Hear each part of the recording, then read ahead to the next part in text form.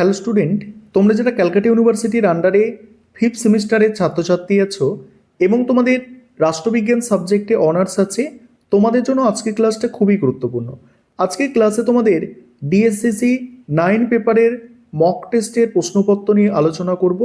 তোমাদের সিলেবাসের most important প্রশ্নগুলো এই মক টেস্টের প্রশ্নপত্রের মধ্যে রাখা হয়েছে, যেগুলো তোমাদের পরীক্ষায় কমন আসতে পারে এবং আশা করি তোমরা মিনিমাম 60% প্রশ্ন এই মক টেস্টের প্রশ্নপত্র থেকে কমন পেয়ে যাবে।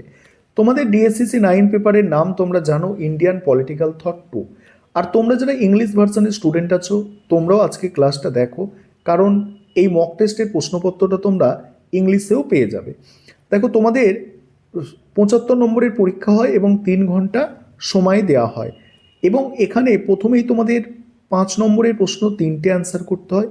তোমাদের আমি 5 নম্বরের প্রশ্ন এই মক টেস্টের প্রশ্নপত্রে যেগুলো সাজেস্ট করেছি দেখে নাও। এখানে প্রথম প্রশ্ন হচ্ছে জয়প্রকাশ নারায়ণের সম্পূর্ণ বিপ্লব। দ্বিতীয় হচ্ছে নরেন্দ্রদেবের পুঁজিবাদের সংকট সম্পর্কিত ধারণা। 3 হচ্ছে সাভারকরের হিন্দুত্বের ধারণা। জিন্নার দ্বিজাতি তত্ত্ব। আম্বেদকরের সামাজিক ন্যায় বিচারের ধারণা। রামমোহন লোহিয়ার সপ্তকান্তি। এগুলো তোমাদের আমি 5 মার্কস অর্থাৎ 5 নম্বরের জন্য কিন্তু সাজেস্ট করেছি। তারপরে দেখো, তারপরে মডিউল ওয়ান থেকে দেখো, মডিউল 1 থেকে তোমাদের প্রথমেই একটি 20 নম্বরের প্রশ্নের অ্যান্সার করতে হয়। 20 নম্বরের প্রশ্নের জন্য যে আমি প্রশ্ন রেখেছি মডিউল 1 থেকে, প্রথম প্রশ্ন, নরেন্দ্রদেবের সমাজতান্ত্রিক রাজনৈতিক চিন্তার মূল বৈশিষ্ট্যগুলি আলোচনা করো। দ্বিতীয়, স্যার সৈয়দ আহমেদ খানের উপনিবেশবাদ ও জাতীয়তাবাদ বিষয়ক দৃষ্টিভঙ্গি আলোচনা করো।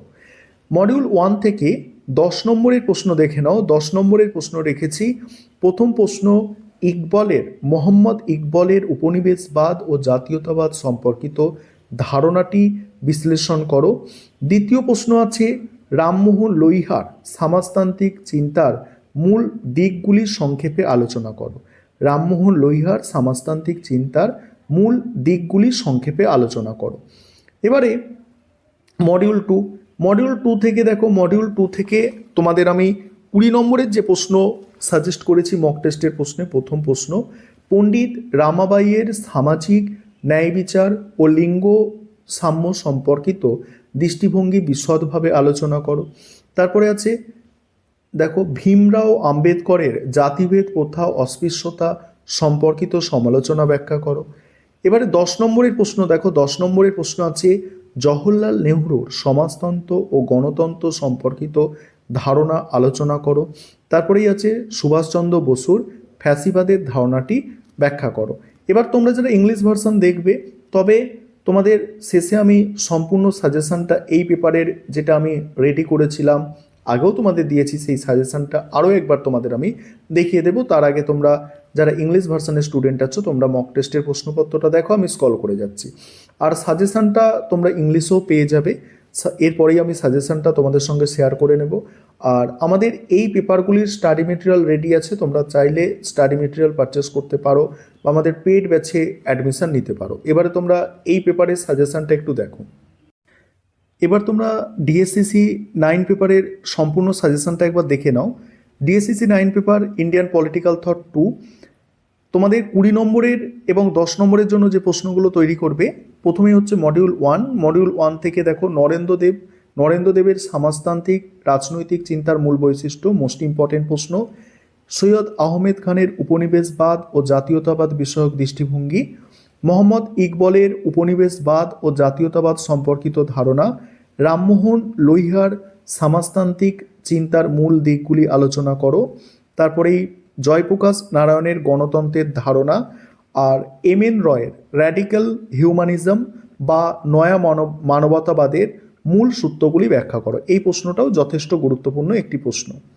এবারে মডিউল 2 থেকে যদি দেখো, বড় প্রশ্ন 10 বা 20 জন্য যেগুলো দেখতে হবে, পণ্ডিত রমাবাই এর সামাজিক ন্যায় বিচার ও লিঙ্গ সাম্য সম্পর্কিত দৃষ্টিভঙ্গি। নেক্সট আছে জওহরলাল নেহরুর সমাজতন্ত্র গণতন্ত্র সম্পর্কিত ধারণা। আম্বেদকরের জাতিভেদ প্রথা অস্পৃশ্যতা সম্পর্কিত সমালোচনা। সুভাষচন্দ্র বসুর ফ্যাসিবাদের ধারণা। তারপরেই আছে দেখো, মোহাম্মদ আলী জিন্নার জাতি সম্পর্কিত ধারণা বা দ্বিজাতি তত্ত্ব। তারপরে আছে দেখো জ্যোতি বা ফুলের জাতিভেদ প্রথা অস্পৃশ্যতা বিষয়ে দৃষ্টিভঙ্গি, মোস্ট ইম্পর্ট্যান্ট একটি প্রশ্ন। 5 নম্বরের প্রশ্ন, জয়প্রকাশ নারায়ণের সম্পূর্ণ বিপ্লব, নরেন্দ্রদেবের পুঁজিবাদের সংকট, রামমোহন লোহিয়ার সপ্তকান্তি। তারপরে দেখো মানবেন্দ্রনাথ রায়ের নয়া মানবতাবাদ, ইকবলের পাকিস্তান বা প্যান ইসলামিজমের ধারণা, আর ঔপনিবেশিক শিক্ষা বা সমাজ সংস্কার বিষয়ে সৈয়দ আহমেদ খান।